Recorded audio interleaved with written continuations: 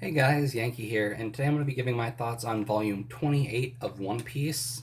Um, this is my second attempt at recording this. I got completely stuck in the middle um, because my chair, uh, I usually don't sit in this chair when I do videos, but my other chair broke. And so this one's like really squeaky. And so, like, halfway through the video, I just let out a squeak, and I'm like, oh god, do I explain what that is or what? And then I eventually just like got stuck and couldn't decide what to do. So I'm gonna start right now. I don't know if you'll actually be able to hear this. It's pretty loud, but like this chair is really squeaky. So if you hear a squeak, it's just my chair. um, anyway, One Piece, Volume 28. We are in the middle of the Skypiea arc, and things are really, really moving quickly now. Um, I honestly didn't remember how like fast paced this arc is. Like a lot of stuff is happening in this volume. We have like three fights start and end in this volume, and we are just like really moving along. Um, so this volume opens up with Enel up in like where the Kami lives, with his like attendants, and he is observing the fight from like a hot like up in the clouds, and he asks the people waiting on him, like, all right, 3 hours from now, we have, what is it, 81 people are down there fighting, Shandians, pirates from the Blue Sea, and then some of um, my own men. In 3 hours, how many people do you think will be left? And people are hesitant to take a guess. One guy finally steps up and takes a guess, and he guesses something like 20 or 30 people will still be standing in 3 hours or something like that. Uh, Enel just kind of laughs and says, nope, I'm predicting that in 3 hours, only five people are going to be left. Um, and after that prediction, people are just dropping like flies. But right after that, we go to the Shandians. All right, perfect. I was going to skip something else, but next, the Shandians. The Shandians are coming in, and they're immediately stopped by Shura and his strings, right? But we get an explanation of how his power works because we saw Ganfall fighting him last volume, I think. Um, and so he's just got like thread clouds or something. I forget what they are exactly, but they're just like little thin threads that people can barely see, and they get caught in it, right?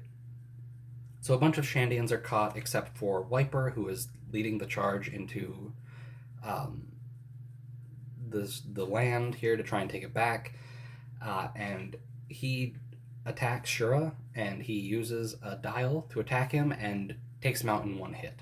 This is the guy that defeated Chopper and Ganfall, and Pierre. Can't forget him.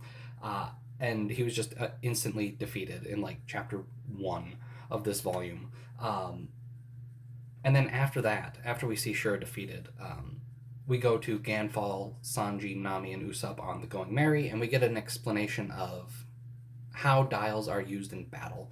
And Ganfall basically says that a lot of people that come up from the sea die up here because they're just not used to how battles in the sky work.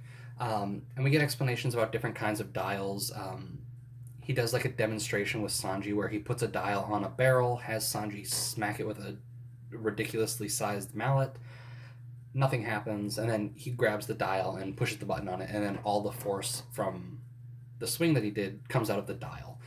Um, and we learned that like that's the impact dial. That's what Satori was using when he was fighting against Luffy, Sanji, and Usopp. We learn about the reject dial, which is what Wiper had used to take out Shura, and how that is just like a much more powerful type of impact dial that does a lot of damage to the person using it. And then we also get like a bit of explanation about like how dials are used differently depending on what they're being used for, right? Like a heat dial, like talk about like okay, people cook with that. It's just how you make food, but then if you incorporate it into like weapons, like how Shura did, where you put it into a lance, and then when you poke something with a lance, it creates heat and it sets stuff on fire. Or if you put it in the mouth of your bird, it can now spit flames. Things like that. We get an explanation of just sort of how dials are used for combat. And then after that, it's just a lot of battles. Um, Luffy runs into Wiper. Wiper is quite injured from his little encounter with Shura. The way he actually got close enough to Shura to get the projectile blast off was he let Shura basically pierce his like shoulder, um, and so Luffy and Wiper fight for a while. Wiper starts using cannons, and that doesn't work because Luffy's rubber and he's just bouncing them away. And then his weapon has like a mode where it can also like just spout like a beam almost. Um, and that fight ends with Luffy and Wiper both taking a hit. Luffy gets hit with the fire that he's spewing out of his cannon thing, and Luffy hitting I think a bazooka on him, and he was already injured from the projectile. And then Luffy falls into a cave, and then Wiper just moves on. So no resolution to that fight really. They both take a significant hit, and then they're gone. Uh, After that, we've got Zoro versus Braham. He's got skates on, and he's like using them to fly, kind of. He's riding on clouds, and he's got guns that also like flash light. So he'll blind you with the light and then shoot at you. And Zoro uses this battle to learn a technique, like a slash technique that he can fire from afar. And he is learning that. He practices it. He gets it done, and then he wins. There it is. That was like a chapter fight. After that, we have what do we got here? Oh, then we go back to the Mary, and Enel is just killing people. He blasts Sanji. He blasts Usopp, and so we've got Ganfall and Nami. Basically, they're protecting the ship. Enel shows up, just has like a little chat with Ganfall, and then leaves. And then, oh boy, after that, what is it? Hotori and Kotori appear. Satori's like cousins or something, and I hate them. And I'm glad that, like, maybe the anime is slower paced than the manga is here. Like, it most definitely is. But like, boy, I remember like them being around for forever, and it was probably like an episode maybe. But like, they appear and then are dealt with really quick in this volume, which is nice. So Enel attacks the Mary. They go on. Robin is the only one in the group that was searching for the City of Gold to actually be on the right track, and she is finding ruins and stuff like that. Um, she's reading like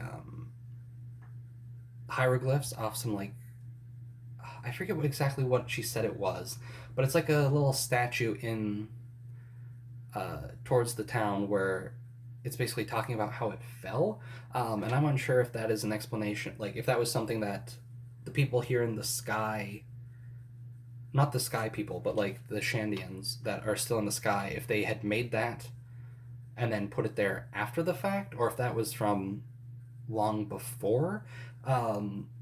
It must have been before because she mentioned that it was it fell during the blank century, I think, something like that.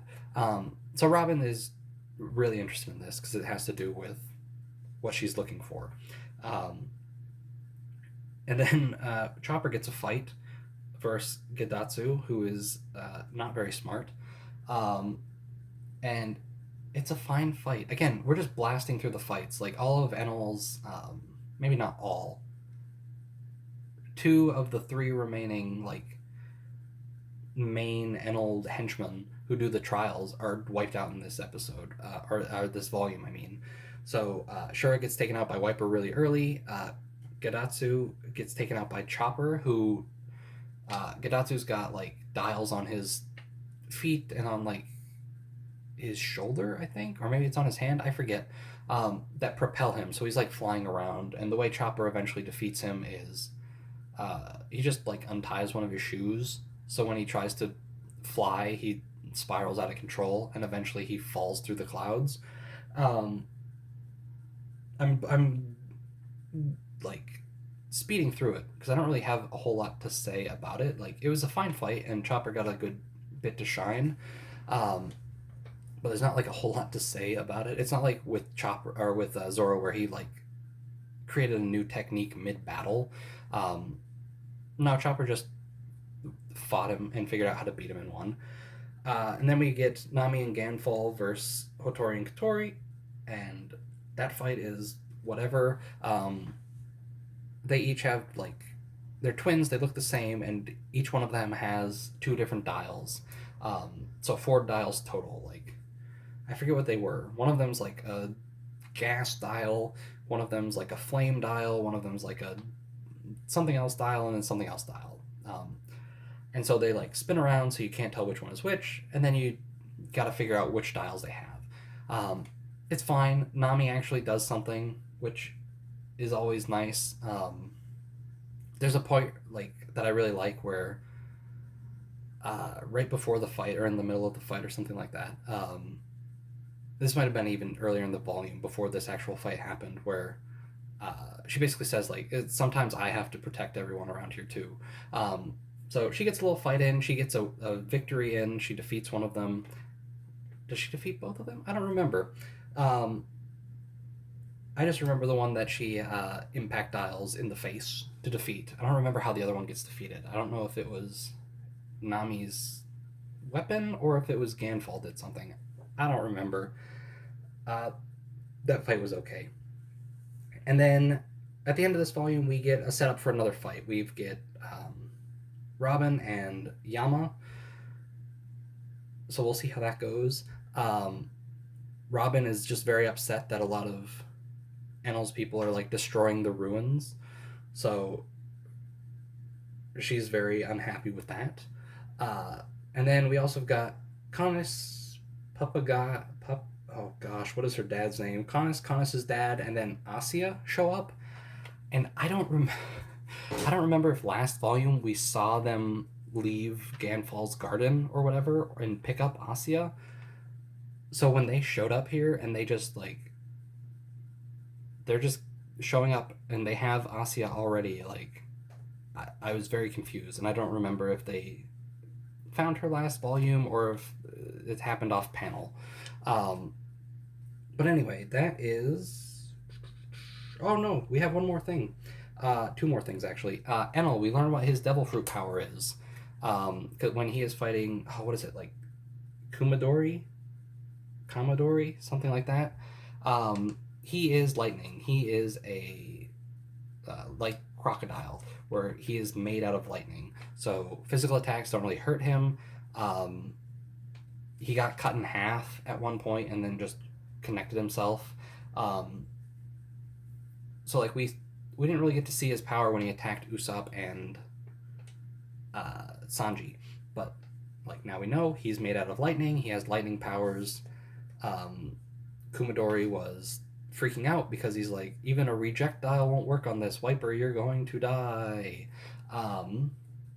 And that's that. And at the end of this volume, we get a follow-up to Enel's prediction, where at the start of the volume he says, in 3 hours' time, there will only be 5 people left. At the end of this volume, we have 2 hours have gone by, I think, and 25 people are still standing. So in the next hour, 20 people are going to fall if Enel's prediction is correct. And that's the bulk of the volume. It was good. We're really moving through things. Again, 81 people at the start, 25 people now. A lot of them are just like no-name henchmen, like the goat people, or just like random Shandans and stuff.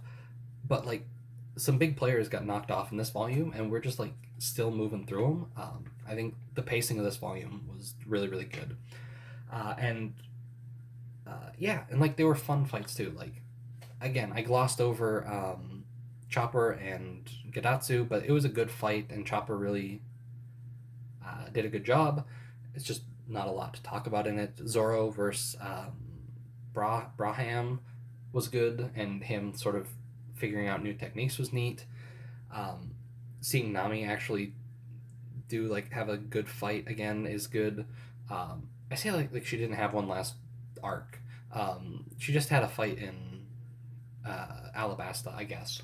So maybe I'm not giving her a lot of credit, but the fights were fine. They're just quick, and it felt really good. Last thing I wanted to say is the cover story. The Wapol cover story has ended. His being homeless to creating a toy store to creating like a big megacorp that makes toys. He invented a new element. or like, yeah, a new element called Wapple Metal, and he's basically rich, and he married a like model, Miss Universe, I think. And yeah, and that's over, and now we're just back to random art that Oda's drawing.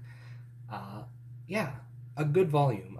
We're really moving through Skypiea here. I don't know how many volumes it actually is, but like I can't imagine it's more than 3 after this. Like it has to be done by like volume 31, maybe even earlier.